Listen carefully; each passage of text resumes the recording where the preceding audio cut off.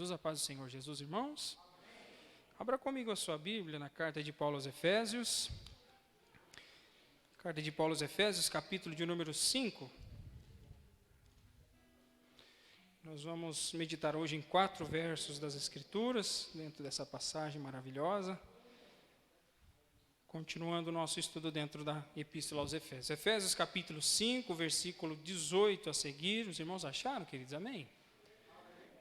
Glória a Deus. Quem está sem a Bíblia? O João está nos auxiliando ali, né, João? Graças a Deus. E diz assim a palavra do Senhor: E não vos embriagueis com o vinho no qual há dissolução, mas enchei-vos do Espírito, falando entre vós com salmos, entoando e louvando de coração ao Senhor com hinos e cânticos espirituais, dando sempre graças por tudo a nosso Deus e Pai, em nome de nosso Senhor Jesus Cristo, sujeitando-vos uns aos outros no temor de Cristo. Pai Santo, nós estamos mais uma vez, Senhor, diante da sua presença, Senhor. Nós estamos cultuando nesta noite, e este é o momento, Senhor, da pregação da tua palavra. Senhor, nós carecemos sempre, Senhor, da graça bendita do Senhor, para que a palavra do Senhor possa, Senhor, atingir os nossos corações e transformar as nossas vidas a cada dia.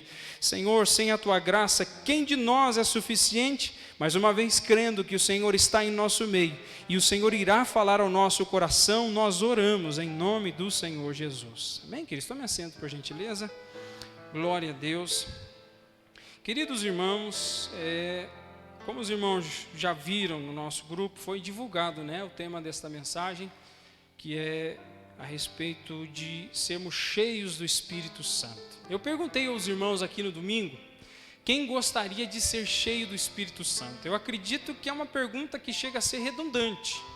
Eu acredito que todo cristão genuíno, ele deseja ser cheio do Espírito Santo.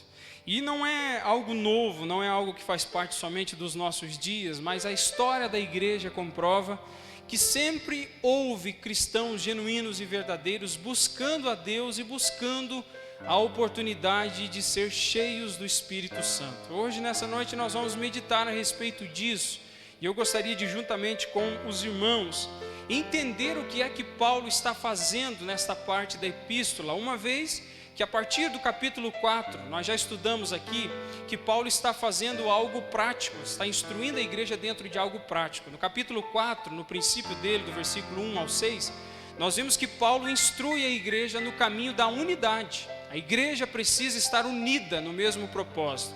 A partir daí, ele diz a respeito dos dons concedidos por Deus à igreja para a edificação do povo de Deus. E nós citamos aqui pelo menos 4 desses dons que Deus concedeu. Ele concedeu profetas, ele concedeu apóstolos, evangelistas, pastores e mestres. E o propósito disso é para a igreja do Senhor Jesus Cristo ser edificada. Depois Paulo diz da necessidade de se revestir da nova criatura e se despir do velho homem. E nós vimos na quarta-feira passada a respeito desta questão, de uma vivência dentro deste mundo, de uma maneira onde tudo que nós fazemos seja para a glória do nome do Senhor Jesus. E agora nós entramos dentro de uma parte, são 4 versos, mas são 4 versos muito ricos da palavra de Deus, que tem o propósito de instruir profundamente o nosso coração. A primeira coisa que eu gostaria de meditar com os irmãos aqui é a respeito da pessoa do Espírito Santo. Muitas vezes a pessoa do Espírito Santo, ela é mal compreendida, porque muitas pessoas não entendem que o Espírito Santo, ele é a terceira pessoa da Trindade. Os irmãos bem sabem que a nossa doutrina cristã, ela diz que nós temos somente um Deus que subsiste em 3 pessoas, no Pai, no Filho e no Espírito Santo. É um em essência e 3 em pessoa. É um mistério, porque para nós 1 mais 1 mais 1 é igual a 3, mas na conta de Deus 1 mais 1 mais 1 é 1. Então a matemática de Deus é para nós e para os nossos corações algo misterioso. Mas o Espírito Santo, ele é a terceira pessoa da Trindade. Algumas pessoas acabam associando o Espírito Santo como se fosse uma coisa. As pessoas dizem que o Espírito Santo é uma pomba. Alguns dizem que o Espírito Santo é um líquido, quem sabe uma água, quem sabe um óleo. Alguns dizem que o Espírito Santo é um gás, e tantas pessoas sugerem de tantas maneiras o que é o Espírito Santo. A realidade é que existem algumas representações na palavra de Deus a respeito do Espírito Santo. No dia em que o Senhor Jesus Cristo estava sendo batizado no Rio Jordão, a palavra diz que o Espírito Santo apareceu numa forma corpórea como de uma pomba. Mas não significa que o Espírito Santo seja uma pomba. Nós encontramos em João capítulo 7, o versículo 37 a seguir, o Senhor Jesus dizendo que no último dia, o grande dia da festa dos tabernáculos, Ele se colocou de pé no meio da multidão e disse: quem tem sede, venha a mim e beba. Como diz as Escrituras, aquele que crê em mim, rios de água viva fluirão do seu interior. E a palavra diz que Jesus dizia isso a respeito do Espírito Santo que seria dado. O que eu queria que os irmãos entendessem, que o Espírito Santo, ele pode se manifestar dessas formas, dessas figuras, mas ele é a terceira pessoa da Trindade. Algo importante também de se entender é que muitas pessoas têm uma visão a respeito do Espírito Santo como se ele fosse um personagem conhecido do Walt Disney, né? O Aladim, até foi figurado ultimamente, né? Porque parece que algumas pessoas se chegam até a Deus como se o Espírito Santo fosse alguém que estivesse à disposição da igreja somente para conceder os desejos egoístas das pessoas, os desejos fúteis, os mimos das pessoas. Mas o que é interessante dentro da palavra de Deus, não é que nós usamos o Espírito Santo, mas é que Ele, sendo Deus, usa as nossas vidas segundo a sua vontade e o seu propósito. Então nós precisamos estabelecer que ao falarmos em sermos cheios do Espírito Santo, nós estamos falando em sermos cheios da terceira pessoa da Trindade. É algo que não pode fugir de vista dentro dos nossos corações. Sabe o que é interessante também? Paulo vai fazer um contraste entre a embriaguez com o vinho e o enchimento do Espírito Santo. Duas coisas ele pega para fazer um contraste. Ele pega a embriaguez com o vinho e ele pega o Espírito Santo de Deus de um outro lado, de sermos cheios do Espírito Santo de Deus. Você sabe o que é interessante? É que o que Paulo está fazendo é fazer com que a mente destes irmãos entenda esse contraste. Algum dos irmãos aqui provavelmente já passou pela circunstância de ter alguém na sua família que sofre de alcoolismo. Ou se você não tem ninguém na sua família, você conhece alguém que sofre com o alcoolismo. A pessoa que está sobre os efeitos do álcool, ela está sobre o domínio do álcool. É comum a gente ver que pessoas que às vezes são introvertidas, quando ela bebe, ela fica extrovertida. Existem pessoas que são extrovertidas e quando bebe fica chorão. O álcool altera completamente a forma da personalidade da pessoa, tomando o controle desta pessoa, de tal maneira que a pessoa ébria e a pessoa sóbria são duas pessoas diferentes. A gente que convive dentro da igreja há algum tempo, provavelmente você já viu algum bêbado entrando pela porta da igreja. Geralmente quando ele está bêbado, o que ele faz? Ele dá aquela atrapalhada básica, né? Ele quer ser o centro das atenções. Aí algum irmão chega nele e diz assim: ó, fulano, volta amanhã, se possível, não toma nada não, rapaz, só toma água. Aí quando ele volta no outro dia, ele conseguiu se manter em abstinência. Você nem reconhece a mesma pessoa, porque geralmente é uma pessoa mais recatada, ela vai estar sentadinha ali no fundo, mais quietinha. Então quando uma pessoa está sobre o efeito do álcool, ela manifesta essa alteração no seu organismo. O que Paulo está fazendo, um paralelo, ele está dizendo que tanto quanto o álcool domina as faculdades de uma pessoa que está cheia de álcool, o Espírito Santo que está dentro de nós também domina o nosso coração e enche os nossos corações. Mas sabe o que é interessante aqui? É que na embriaguez o homem perde o controle de si mesmo. Eu vou citar aqui brevemente, se alguém aqui já naqueles tempos passados, o tempo que vivia no mundo, se utilizou de um pouquinho de álcool e foi dirigir, isso é terrível, isso altera totalmente o campo de visão das pessoas, né? Parece que o mundo está girando, parece que existe uma labirintite crônica dentro da cabeça da pessoa, porque ela não consegue ter um controle total sobre as suas faculdades, ela está alterada pelo álcool. E o interessante de se pensar a respeito disso, é que quem está alcoolizado está perdendo o controle de si mesmo, mas quem está cheio do Espírito Santo está ganhando o controle de si mesmo. Eu queria que você caminhasse comigo nesta noite, para que você entendesse qual é o propósito de Deus em sermos cheios do Espírito Santo. O que é que ser cheios do Espírito Santo faz comigo e com você? É o que nós vamos meditar aqui nesta noite. Nós vemos também que Paulo vai se referir que quem está cheio do vinho, ele vive uma vida de dissolução.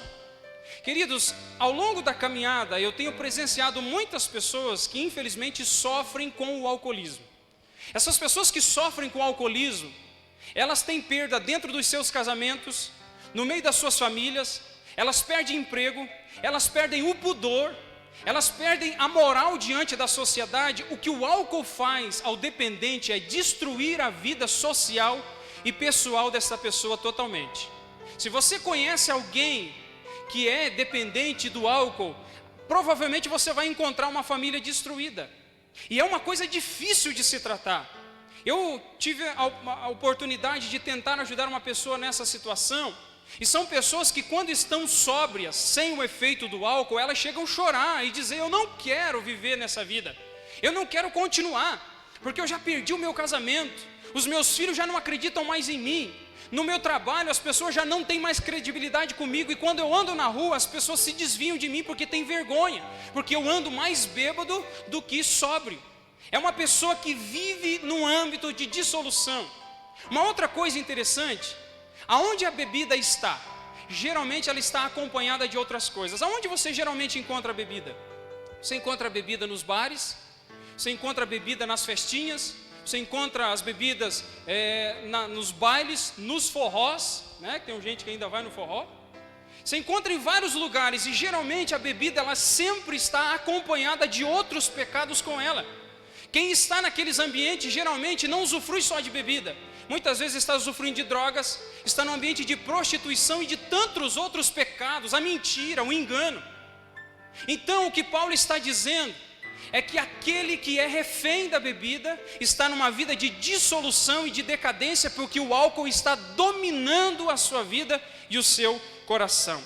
O que nós temos aqui é um relato interessante do pastor e médico Dr. Martyn Lloyd-Jones, da Inglaterra, que viveu no século passado. Ele diz a seguinte questão: o vinho e o álcool, farmacologicamente falando, não são estimulantes, mas depressivos. O que ele quer dizer? Que quando uma pessoa ingere o álcool, ela não está trazendo benefícios para ela. Ela pensa que com ingerir aquele álcool, ela está aliviando as dores do seu coração. Mas comprovadamente, cientificamente, o álcool não é estimulante, pelo contrário, ele é um depressivo. O álcool sempre está classificado na farmacologia entre os depressivos. O álcool é um ladrão de cérebros. A embriaguez, deprimindo o cérebro, tira do homem o autocontrole, tira a sabedoria, tira o entendimento, tira o julgamento, tira o equilíbrio, tira o poder para avaliar as coisas. Ou seja, a embriaguez impede o homem de agir de maneira sensata. Você entendeu aqui aonde que Paulo está querendo chegar? Que alguém que está embriagado pelo vinho está sem controle. Mas sabe o que é algo interessante? Ele justamente usou essa comparação e este contraste para dizer que se uma pessoa que está cheia de vinho está descontrolada, uma pessoa que está cheia do Espírito Santo, ela está sob controle do Espírito Santo de Deus. Queridos irmãos, essa é uma palavra maravilhosa da parte de Deus. Essa é uma excelente notícia para todos nós. Essa é uma palavra libertadora aos nossos corações, porque Deus nos deu o seu Espírito, para que através do seu Espírito dentro do nosso coração nós possamos entender e viver essa vida com domínio próprio sobre tudo o que está no nosso coração. É uma bênção da parte de Deus. O Dr. Martyn Lloyd-Jones ainda finaliza dizendo que o Espírito Santo faz é exatamente o oposto. Ele não pode ser posto no manual de farmacologia, mas é estimulante e antidepressivo. O Espírito Santo, ele estimula a mente, o coração e a vontade. Você sabe o que o Espírito Santo faz dentro de nós? Ele nos dá poder para resistir. Você sabe o que é uma coisa que nunca pode estar desassociada? É a pregação do Evangelho a estas pessoas. Porque o Evangelho, ele traz uma palavra de libertação aos corações. Como eu disse aos irmãos, quando você se senta para conversar com uma pessoa que está vivendo no alcoolismo, você diz para ela: rapaz, você precisa abandonar isso. Ela diz: mas eu estou tentando. Você diz para ela assim: mas você tem que deixar a bebida longe de você, você não pode permitir que nenhuma bebida esteja dentro da tua casa. Ele fala: mas quando não tem dentro de casa, eu vou no bar beber, eu compro, eu escondo, né? E quem sofre de alcoolismo esconde em tudo quanto é lugar. A família encontra às vezes garrafas enterradas em vários tipos de lugares.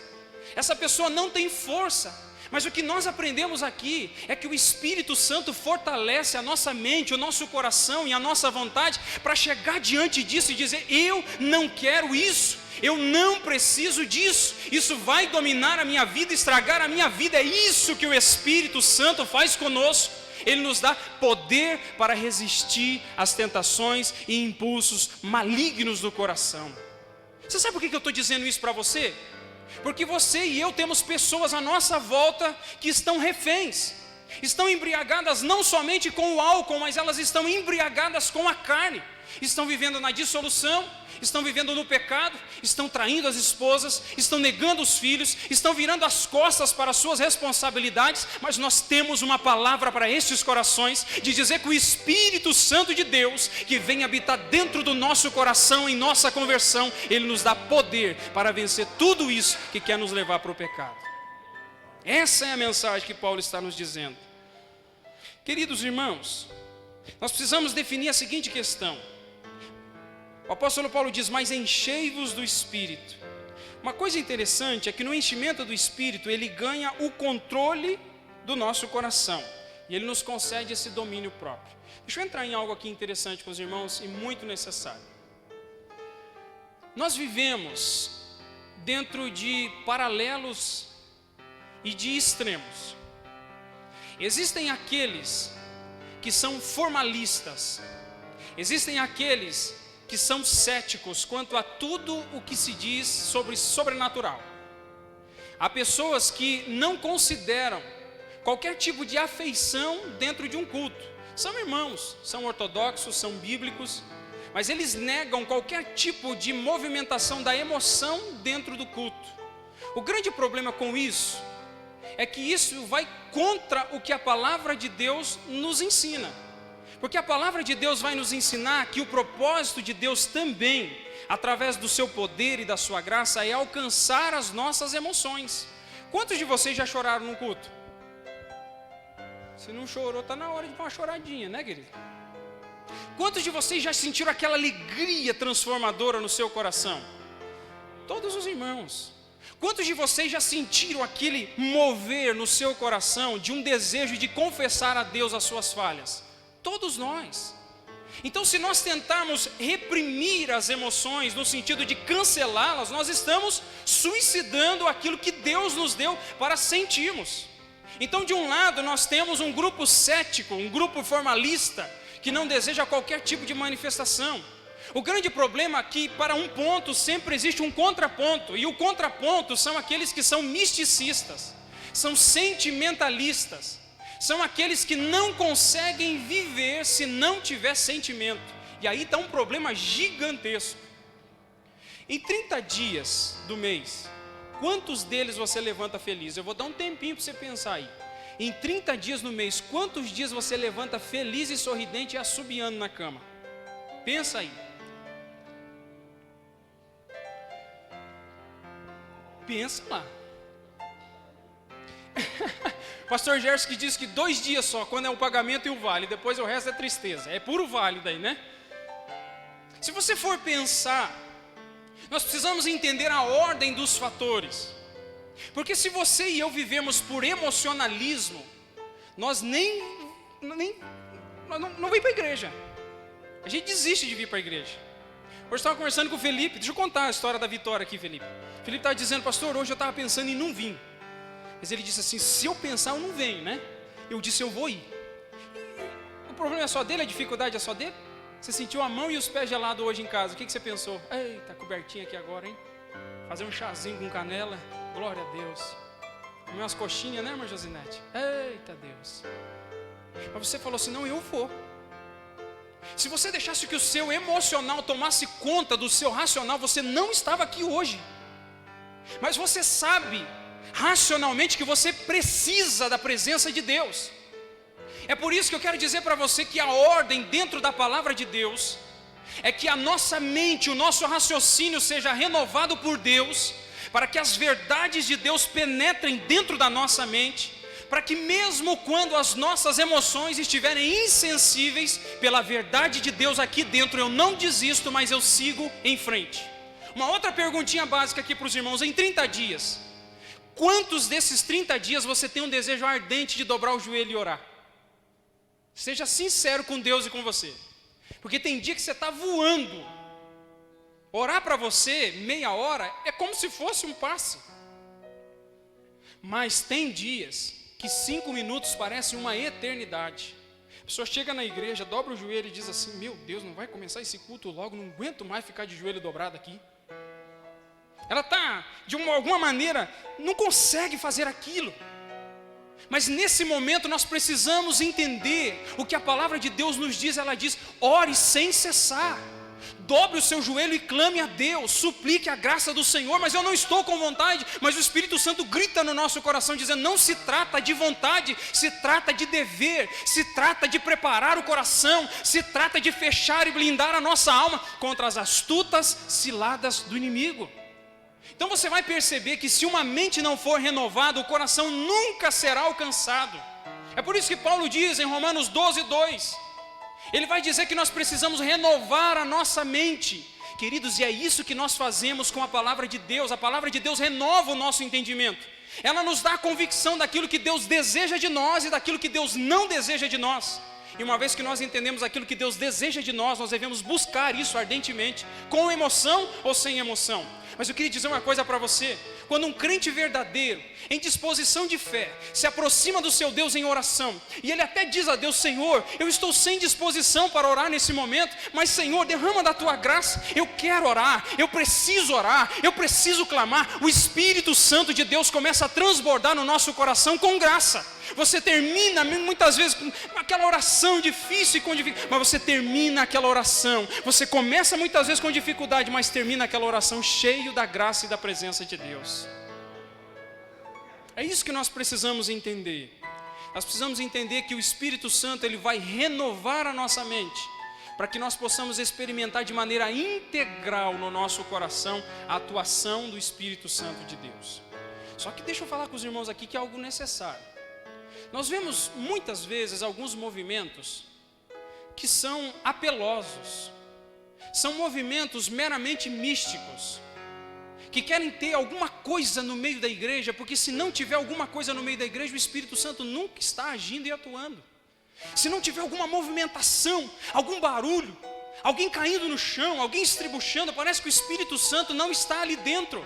Mas eu queria dizer uma coisa para você: o que o Espírito Santo faz na nossa vida não é nos fazer perder o controle, mas é ganhar o controle. Você sabe qual que é a dificuldade? Um dia eu estava pregando essa palavra aqui, numa determinada congregação. Quando eu terminei essa palavra, o irmão veio na minha direção e eu disse uma palavra na pregação. Eu disse assim: irmãos, de nada adianta muitas vezes a pessoa subir no monte, e todas as sextas-feiras está subindo no monte, mas quando desce do monte, chega em casa, bate na esposa, bate no filho, chuta o cachorro, briga com todo mundo, vira um ranzinza, um amargo. Eu falei: de nada adianta ir naquele monte, e quando descer, não comprova que ele desceu cheio do Espírito Santo. Teve um irmão aqueles que catam borboleta na hora do culto e da pregação, ele veio assim: ô pastor, o senhor não concorda com o monte? Eu falei assim: não, querido, eu concordo com o monte, eu já fui algumas vezes orar no monte. O que eu não concordo é com essas pessoas que são crentes somente no monte, e quando desce esquece de ser crente. Você consegue entender o que é isso? A presença do Espírito Santo, ela transforma o nosso caráter, de tal maneira que se eu sou cheio do Espírito Santo, eu vou demonstrar isso na vivência com a minha esposa, que é difícil, irmão. A esposa com o esposo com a esposa. É ali que nós precisamos demonstrar que nós somos cheios do Espírito Santo, porque é ali que nós devemos perdoar mais, é ali que nós devemos suportar mais, é ali que nós devemos amar mais, é ali que nós devemos viver uma vida genuína. Porque minha esposa está ali olhando, irmão. Se eu estou aqui em cima e estou tentando ensinar algo para a igreja aqui, eu não vivo lá em cima. Estou dizendo, não, é benção, mas não é bênção.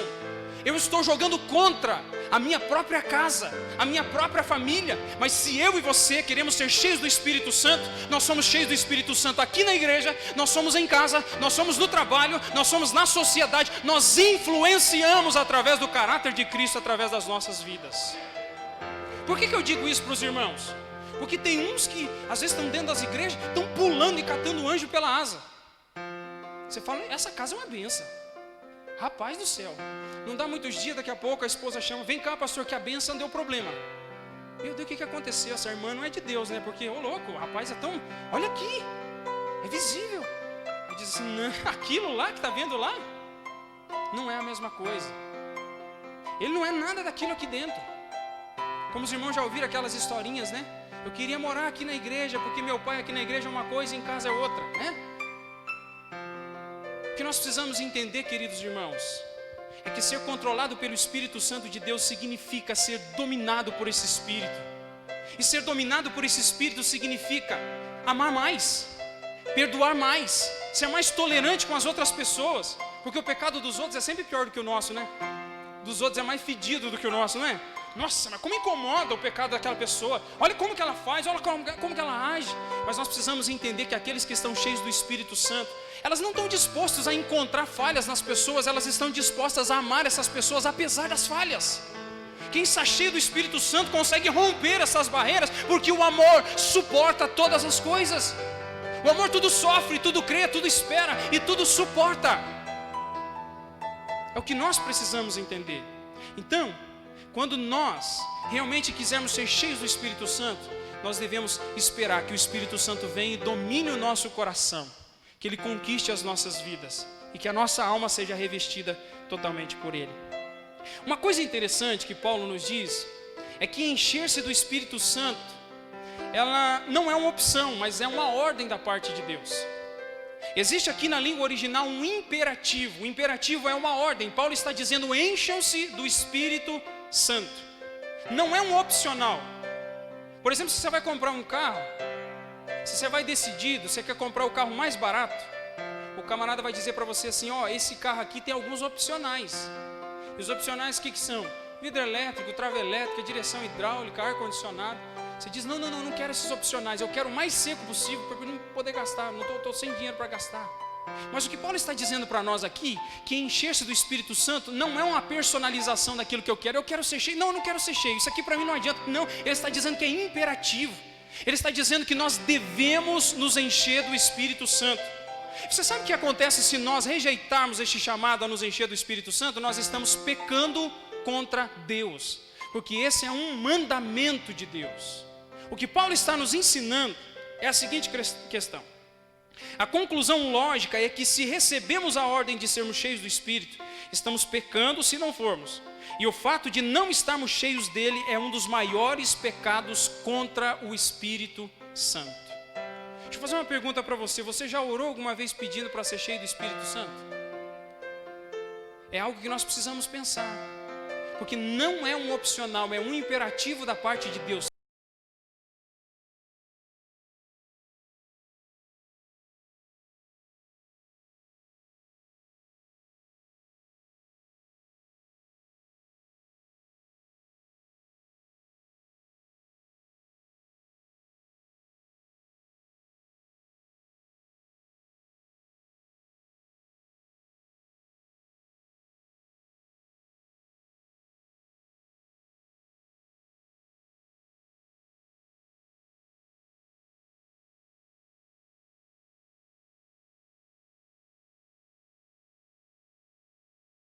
Mahmoud, ele diz que não somos nós que recebemos mais do Espírito, mas é o Espírito que controla mais os nossos corações a cada dia. Você já percebeu que cristãos que caminham com o Senhor, com o passar dos dias, algumas áreas vão sendo modificadas? Se você passar 10 anos sem ver aquele cristão, depois de 10 anos você vai perceber que existem mais áreas trabalhadas na vida dele.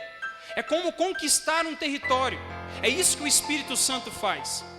Por exemplo aqui, às vezes as pessoas têm um temperamento explosivo, que é coisa rara nos nossos dias. Ninguém é tão explosivo assim. As pessoas são super calmas, elas são tranquilas, né? Deixa o vidro fechado no ônibus, ela arrebenta alguém porque quer deixar o vidro aberto. Deixa o vidro aberto, ela arrebenta alguém porque quer o vidro fechado porque está frio, né? O ser humano sempre arruma algum problema. Às vezes você está andando no trânsito, o camarada te fecha e ele buzina para você dizendo que você está errado. E você fala, não, eu estou errado mesmo, ele deve estar certo, porque, né? E as pessoas estão geralmente com os seus temperamentos totalmente descontroladas. Mas quando o Espírito Santo está atuando ali, o Espírito Santo progressivamente vai trabalhando naquela vida, trabalhando naquela vida e trabalhando naquela vida. Você sabe o que eu percebi esses dias atrás? O Espírito Santo me fez lembrar que as pessoas que mais me ajudaram na vida cristã, sabe quem foram elas? As piores pessoas que fararam na minha vida. As pessoas piores que Deus colocou diante de mim, sejam crentes, porque tem crente que é pior. Infelizmente, eu não sei se eu chamo de crente ou não crente. Tem gente que é osso. Mas tem gente que não é cristã. Mas essas pessoas foram ferramentas de Deus para cortar do meu coração todos os pedaços da carne. Pensa aí um pouquinho. Sabe aquela pessoa que se diz assim, essa pessoa é um problema? Sabe o que Deus diz? Essa pessoa é uma oportunidade para trabalhar na minha vida. Você sabe o que as pessoas difíceis fazem conosco? Elas exigem que nós oremos mais e busquemos mais a Deus. Por quê? Porque quando você acorda, você lembra da pessoa. Quando você vai orar, você lembra da pessoa. Dá até um friozinho na barriga, não dá? Eita, tudo ser humano, glória a Deus, irmão. Pode balançar a cabeça, eu balanço aqui também. É a vida, é a circunstância. Mas você sabe o que Deus está fazendo? Ele está circuncidando a carne. Ele está arrancando aquilo. Ele está me ensinando, Ele está te ensinando. Ele está domesticando este coração no poder do seu Santo Espírito sobre nós. É isso que Deus está fazendo. Então quando você se deparar com alguém lá no seu trabalho, na família, na igreja, porque todo mundo acha que esse é um reduto santo, que não tem ninguém difícil. Todo mundo é difícil, até o pastor Eliel é difícil. Caminha comigo. Caminha. Você vai perceber que eu não sou perfeito. Se eu caminhar com você, eu vou descobrir que você também não é perfeito. Mas louvado seja Deus. Deus habita dentro de nós. O Espírito Santo está dentro de mim e dentro de você. E Paulo nos diz em Filipenses 1,6 que aquele que começou a boa obra em nós há de aperfeiçoá-la até o dia de Jesus Cristo. Se eu confiasse em mim, irmãos, para essa área do aperfeiçoamento, sabe o que eu ia fazer? A pessoa difícil que chegasse perto de mim, eu ia dizer assim, não, você não, querido. Você não dá para conviver com você não. Eu vou achar um melhor. As pessoas boas não exigem nada de nós. Pessoa boa em parte. Pessoas que nós temos mais afinidades, que nós chamamos para comer na nossa casa, né? Que tem aqueles que comem pizza com a gente, tem aqueles que nunca vão comer pizza com a gente na nossa mente. Tem aqueles que nós chamamos para comer uma sopinha agora na época de frio com pé. Tem outros que nós não com pé, né? Os irmãos, não sei se gostam, né, irmão? Eu gosto. Glória a Deus, irmão. Eu recebo. Você chama, você senta com aquelas pessoas, elas usufruem, elas se alegram com você, mas tem pessoas que nós não nos chamamos. Perceba Jesus. Tem gente que diz, Jesus separou a elite dos 12 para poder estar com ele. E era um povo difícil, irmãos. Tem gente que diz que o João era bonzinho, mas ele foi chamado de Boanerges, filho do trovão. Porque os homens não quiseram receber Jesus. Ele disse, Senhor, quer que nós oremos para que desça fogo do céu e consuma esse povo? Olha que bonzinho que ele era, que querido, né? O Pedro arrancou a orelha do Malco. E o Judas, pelos psicólogos, era alguém que tinha um caráter mais equilibrado psicologicamente. Olha o que ele fez. Então, para que você entenda que as pessoas difíceis que estão à nossa volta, e eu não estou dizendo isso de maneira passiva, porque elas são difíceis mesmo, mas elas exigem de nós, porque elas nos farão dobrar mais o joelho, elas nos farão clamar mais a Deus, elas nos farão suplicar mais graça da parte de Deus, para poder viver com essas pessoas, e quando o tempo passa, nós estamos crescendo, evoluindo e amadurecendo na presença do nosso Deus. É isso que Deus está fazendo na nossa vida, através dessas circunstâncias. O terceiro ponto aqui é o que todo mundo quer saber. Como é que nós nos enchemos do Espírito? Você não quer saber isso aí? Eu quero saber. A primeira coisa que Paulo nos ensina aqui é no versículo 19, que ele diz, falando entre vós com salmos. A visão que nós temos aqui é aprender a falar a palavra de Deus, a se encher tanto da palavra do Senhor, que tudo que nós possamos dizer seja a respeito de Deus. Eu não estou falando que nós vamos sempre conversar sobre as coisas de Deus, no sentido de que sempre falar da Bíblia ou sempre falar da igreja, não. Mas tudo que nós falamos porque nós queremos adorar a Deus. As palavras que saem da nossa boca são palavras que, como Paulo diz no capítulo 4, tem que promover edificação às pessoas que nos ouvem. A grande dificuldade é que muitas pessoas elas aproveitam a oportunidade de falar para ficar reclamando e exercitando na amargura. Existem muitas pessoas que ao invés de bem dizer, maldizem. Existem muitas pessoas que ao invés de se alegrar com palavras boas e suaves, com palavras vivas, com palavras de Deus, com palavras que são derramadas pela própria palavra, pela escritura dentro de nós, às vezes se perde falando qualquer tipo de coisa. Você sabe qual que é a dificuldade? Porque dessa maneira nós nunca nos enchemos do Espírito Santo. Deixa eu citar uma coisa para você aqui. Você já teve a oportunidade de sentar com um irmão e com uma irmã e começar a falar das coisas de Deus? Quando você senta e começa a falar das coisas de Deus, o seu coração não se alegra? Quantas vezes você sentou para falar a respeito das coisas do Senhor e o seu coração se encheu de tal maneira que as lágrimas desceram no seu rosto de alegria, de satisfação? Esses dias atrás eu estava na casa do meu pai, uma das situações, e nós estávamos falando sobre o livro de Jó. E situações simples ali do livro de Jó que nós fomos conversando e conversando. Sabe quando você sente que o Espírito Santo vai tomando conta do seu coração e aquecendo a sua alma? É por isso que eu digo para você, faz quanto tempo que você não fala mais sobre a palavra de Deus? Faz quanto tempo que você não visita mais o seu irmão para abrir a palavra de Deus e dizer: querido, vamos meditar um pouquinho nessa palavra aqui? Vamos deixar que o Espírito Santo de Deus inunde a nossa alma, para que nós estejamos falando da palavra e a palavra de Deus esteja tomando conta dos nossos corações? Que Deus repreenda do nosso meio aqueles que visitam para fazer fofoca, murmuração, contenda, divisão, promover destruição no meio do povo de Deus. Mas se nós formos visitar, que seja para falar da palavra de Deus, que edifica corações, que transforma almas, que muda vidas. Que essa seja a motivação do nosso coração. Falar da pandemia já não está mais, irmão. Falar do futebol nem adianta, porque não tem ninguém jogando. O irmão Luiz não gostou do negócio ali. Tem muita coisa, as pessoas estão falando de muita coisa nesses dias. Mas vamos falar da palavra de Deus? Vamos se edificar com ela. Vamos visitar o nosso irmão, nem que seja 15 minutinhos, abrir a palavra de Deus e dizer: queridos, vamos se derramar na presença do Senhor nesse momento? É isso que Deus deseja de nós. Então a primeira coisa que nós fazemos, para que nós sejamos cheios do Espírito, é falar a palavra de Deus. É abrir a nossa boca para proferir as palavras do Senhor. E o nosso coração vai se enchendo. Segunda coisa que ele diz é entoando e louvando a Deus de coração. O crente cheio do Espírito adora a Deus com entusiasmo e profusa alegria. Ele usa toda a sua mente, emoção e vontade para adorar a Deus. Um culto vivo não é carnal nem morto. Não podemos confundir entusiasmo com barulho carnal, nem com emocionalismo. O culto verdadeiro é em espírito e em verdade. É um culto cristocêntrico, alegre, reverente e vivo. John Stott diz a seguinte questão: a razão, diz ele, sem dúvida, os cristãos cheios do Espírito Santo têm um cântico de alegria no coração, e o culto público cheio do Espírito é uma celebração jubilosa dos atos poderosos de Deus. Sabe o que está sendo dito aqui? Que um cristão genuíno, ele quando vem num culto público adorar a Deus, ele abre a sua boca e adora o nome do Senhor Jesus. Você sabe qual que é o grande problema dos nossos cultos muitas vezes? A irmã, às vezes do louvor está aqui, né? Alguém está cantando individualmente, o irmão está cantando a harpa, o grupo de louvor vem aqui cantar, e às vezes os irmãos se esforçam tentando ajudar os irmãos, dizendo: irmão, louve de todo o seu coração. O que muita gente diz no seu coração? Hoje eu não estou com vontade, hoje não dá, não sai nada. Não, hoje foi difícil o dia. Não, hoje foi complicado. Mas o que Paulo está nos ensinando é que nós precisamos trazer o nosso coração à adoração naquele momento. Irmão, ou você guia o seu coração, ou o seu coração guia você. Nós precisamos entender isso. Ou você guia o seu coração, ou o seu coração vai guiar você. Eu não estou dizendo para você guiar o seu coração na sua própria força, mas na força do Espírito Santo. Você já prestou atenção nisso?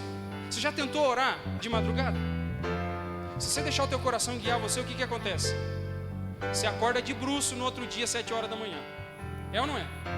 Mas se você guiar o teu coração, nem que você tenha que orar de pé, jogar uma água na cama, tomar um gole de café preto sem açúcar, mas você vai orar a Deus e dizer: Senhor, eu quero te adorar nesse momento.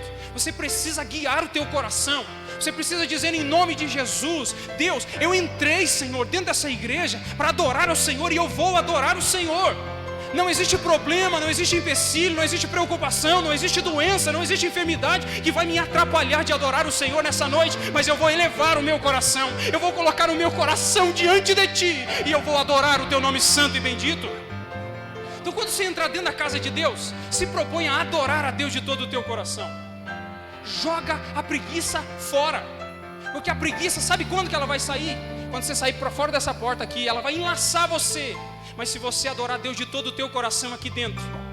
Você sabe aquele louvor que eu acho maravilhoso um dia, do Jó, né, que as irmãs cantam? Um dia eu estava na congregação do São José, alguns anos atrás, e as irmãs do círculo de oração estavam cantando aquele hino.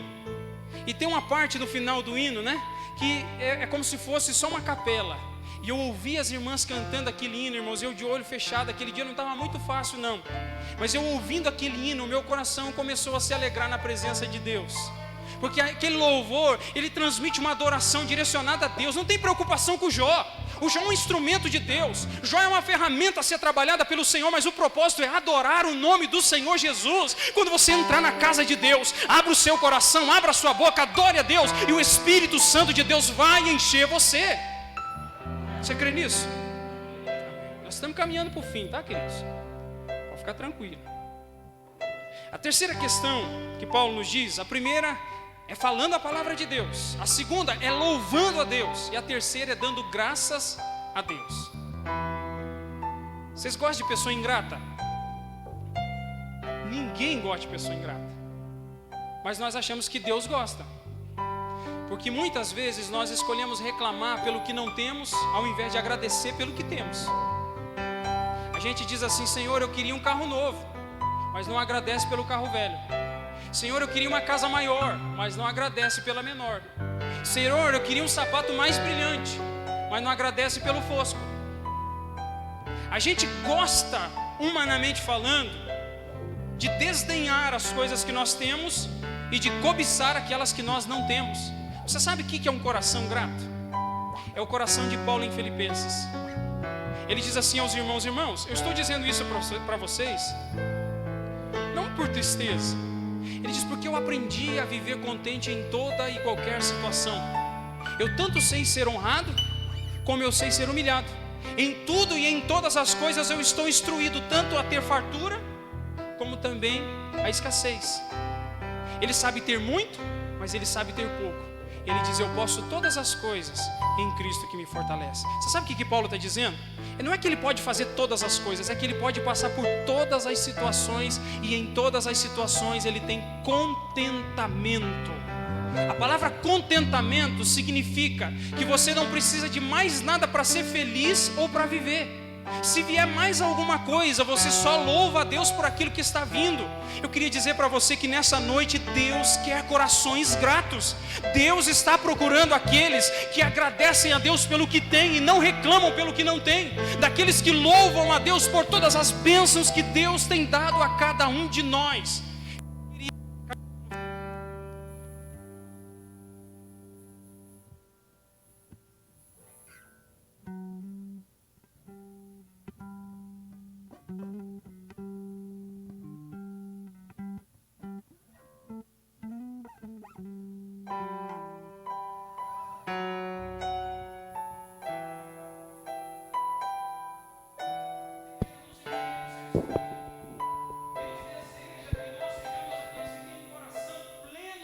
Presença, aqueles que têm um coração transbordante da sua graça. Mas eu preciso finalizar na seguinte questão aqui. Existe uma coisa que Paulo diz para nós no versículo 21: sujeitando-vos uns aos outros no temor de Cristo. Você sabe o que significa isso? A sujeição é uma submissão que é evidência da plenitude do Espírito Santo. Quem é realmente cheio do Espírito não está procurando se impor sobre os outros, pensando ser melhor, mais inteligente ou mais capaz. Se submete às autoridades constituídas por Deus como ao próprio Deus. Para resumir para você, você sabe o que é alguém que se submete? É uma pessoa que nunca quer ser mais do que os outros. É alguém que não está disposto a dizer que é mais sábio, mais inteligente, que canta melhor, que prega melhor, que visita melhor, que toca melhor, que faz qualquer outra coisa melhor. Mas ele se enxerga sempre como alguém que é tão dependente da graça e que vê nos seus irmãos tantas dádivas de Deus, que ele é capaz de se submeter. Ele é humilde, ele é quebrantado. Ele não acha que ele é o último gás da coca, a última bolacha do pacote, não. Ele olha para os irmãos e ele quer servir os irmãos. Ele quer se sujeitar a Cristo, amando os filhos de Cristo. Ele quer se sujeitar ao Senhor, olhando para os seus irmãos e amando os seus irmãos. A submissão é uma característica que nos coloca diante da presença de Deus como alguém que entende o que Cristo fez. Você se lembra que em Filipenses capítulo 2 e verso 5, nós temos uma palavra de humilhação da parte de Cristo? Paulo diz: tende em vós o mesmo sentimento que houve em Cristo Jesus, que ele mesmo sendo Deus, ele não teve por usurpação o ser igual a Deus. Antes, aniquilou-se a si mesmo, tomando a forma de homem, fazendo-se semelhante aos homens. E Paulo diz: e achado em figura humana, foi obediente até a morte e morte de cruz. Ele se sujeitou à circunstância pelo bem que lhe estava proposto, como diz Hebreus 12. O que Jesus estava fazendo era submeter a sua própria vontade, o seu próprio eu, o seu próprio ego, para poder fazer algo em prol de alguém, que é a sua igreja. É claro que em Cristo nunca, jamais existiu egoísmo, porque se Cristo fosse egoísta, ele morria na cruz? De jeito nenhum. Mas como ele é santo, ele é perfeito, ele entregou e se doou por todos nós. O que nós temos aqui é uma sujeição à vontade de Deus. E nós nos sujeitamos à vontade de Deus e à autoridade de Deus. E nós também, nós vamos ver mais para frente na próxima mensagem, que nós precisamos aprender a viver debaixo de autoridade. Nós vamos entender que Paulo nos diz que as esposas precisam ser submissas aos seus maridos. Os maridos precisam amar as suas esposas. Os pais precisam ter os seus filhos criados na doutrina e na disciplina do Senhor. Ele vai dizer que os empregados têm que servir os seus patrões, e os patrões crentes têm que aprender a tratar bem os seus empregados crentes.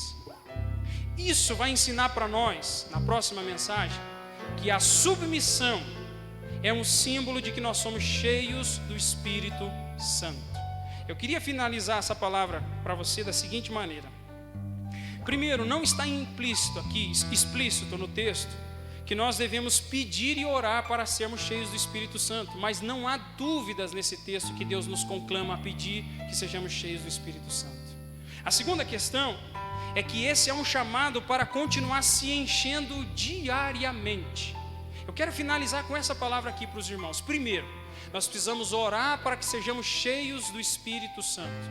Segundo, o enchimento do Espírito Santo não é de uma vez por todas. Todos os dias nós devemos nos encher do Espírito Santo. Você lembra que eu disse para você durante essa mensagem que de 30 dias do mês, muitas vezes você sente o seu coração sem muita vontade? Nós precisamos clamar para que Deus, através do seu Espírito, revigore a nossa vontade, revigore a nossa mente. E nós digamos: Senhor, toma conta do meu coração, toma conta da minha mente, dos meus sentimentos e da minha vontade. Senhor, reveste-me do teu poder e da tua graça. Queridos irmãos, Deus deseja que nós sejamos cheios do seu Espírito. Não ser cheio do Espírito Santo é um pecado. Por isso eu peço para você nessa noite, se encha do Espírito Santo de Deus hoje, amanhã, depois de amanhã e até o fim, enchendo o seu coração, para que o nome de Deus seja glorificado através da sua vida. Você pode dizer amém? Então feche seus olhos e vamos orar. Pai Santo, Senhor, estou reunido com a tua igreja, com o teu povo, Senhor, com os meus irmãos. Senhor, nós temos esse mandato da tua parte de clamar e suplicar ao Senhor para que nós sejamos cheios do teu Espírito. Juntamente com os meus irmãos aqui neste lugar, Senhor, eu peço, Pai, nos enche do teu Espírito Santo, Senhor. Senhor, somente cheios do teu Espírito Santo, nós poderemos, Senhor, realmente ter, Senhor, domínio próprio. O teu Espírito Santo conquistando, Senhor, cada parte da nossa mente, da nossa emoção e da nossa vontade, toda a nossa alma, sob o domínio e controle do teu Espírito, Senhor, nos fará rejeitar o pecado e nos abraçar, Senhor, na vida de justiça e de verdade na presença do Senhor. Senhor, se nós estivermos cheios do Espírito Santo, Senhor, as evidências vão se manifestar. Nós vamos perdoar mais, nós vamos amar mais, nós vamos ser mais tolerantes, nós vamos suportar, Senhor, uns aos outros em amor. Se nós estivermos cheios do Espírito Santo, nós vamos nos estimular, Senhor, com a tua palavra, nós vamos cantar louvores a ti de todo o nosso coração, nós vamos aprender a ser mais gratos em tua presença, nós vamos nos submeter ao Senhor, amando os nossos irmãos de todo o coração. Pai Santo, eu clamo junto com a tua igreja, pedindo ao Senhor, Deus Todo-Poderoso, enche-nos do teu Espírito Santo, Senhor. Eu te peço, Pai, porque eu creio, Senhor, que o Senhor é Deus poderoso para nos conceder esta graça de ser cheio hoje, amanhã e sempre em Tua presença. É a nossa oração em nome de Jesus. Ele é Deus se não fizer, Ele é Deus se a porta abrir, Ele é Deus, mas se fechar, continua sendo Deus. Aleluia, glória a Deus. Queridos irmãos, nós estamos gratos ao Senhor pela oportunidade que Ele nos deu de nessa noite estar reunidos aqui em adoração ao Seu nome santo e bendito. Queridos, se Deus assim nos permitir, no sábado nós estaremos aqui às 20 horas, é culto com o nosso Ministério do Círculo de Oração, e eu queria contar com a sua cooperação, com o seu auxílio, com o seu apoio, né, com todos os irmãos, a nossa orquestra, né, para a gente estar se estimulando nesse momento juntos aqui, adorando o nome do Senhor e pedindo para que Deus nos encha do seu Espírito, né, queridos? Então, no sábado, a partir das 20 horas, nós teremos aqui um culto abençoado em nome do Senhor Jesus. No domingo, nós vamos ter pela manhã a escola dominical, das 9 às 10h30, e depois nós vamos ter o primeiro culto do dia, né, que também será em virtude da Santa Ceia. Tá? Então, os irmãos que preferirem vir pela manhã para participar da Santa Ceia, venha, participe, tenho certeza que será uma bênção. E às 19 horas, né, nós teremos mais um culto e também a ministração da Santa Ceia do Senhor Jesus. Mas daí, sexta, a partir das 20 horas. Então, vem, irmãs, né? Você que já participa, vem, convida as demais irmãs. As irmãs, quando eu cheguei aqui, disseram que tinha mais ou menos umas 60 irmãs, né? Mais ou menos isso, né? Eu quero ver aí 60 aqui, irmãs. Quase 70, aumentou mais um pouquinho, irmãs, né? Nós queremos ver as nossas irmãs participando. Nós entendemos que a maioria delas são, às vezes, de mais idade, né? As difíceis estar aqui, mas nós... Alguém chamou aqui ou não? Não chamou? Como é que é, irmão Luiz? Glória a Deus. Irmão, estou feliz com o irmão Luiz que voltou, irmãos? Glória a Deus, né? Deus abençoe, irmão Luiz. Então, vamos se colocar de pé, os irmãos... Estenda as suas mãos. Queridos, a nossa intenção é progressivamente aumentando um pouquinho o horário do nosso culto. Então, não saia murmurando, tá? Saia dando graças a Deus, tá? Que eu tenho certeza que vai ser bênção nas nossas vidas. Muito bem lembrado, irmãos. Nós continuamos também fazendo a arrecadação da alimentação, né? Eu coloquei no grupo da igreja, né, sobre uma família que está necessitada. Graças a Deus, os irmãos se mobilizaram para nos ajudar, né? Os alimentos foram recolhidos ali, é bênção de Deus, nós vamos suprir essas famílias, mas também os irmãos podem continuar trazendo, né? Nós estamos direcionando para a nossa igreja sede, para ajudar, e a partir de lá, né, nós estamos distribuindo àqueles que estão necessitados. Tem sido ajudado muita gente, né? O Senhor tem concedido graça, e eu tenho certeza que não irá faltar na casa e nos lares de nenhum de nós, em nome do Senhor Jesus, amém, queridos? Estenda as suas mãos, que a graça do nosso Senhor Jesus Cristo, o amor de Deus nosso Pai e a comunhão do Espírito Santo seja com todos, e nós dizemos, amém. Que Deus abençoe você em nome de Jesus.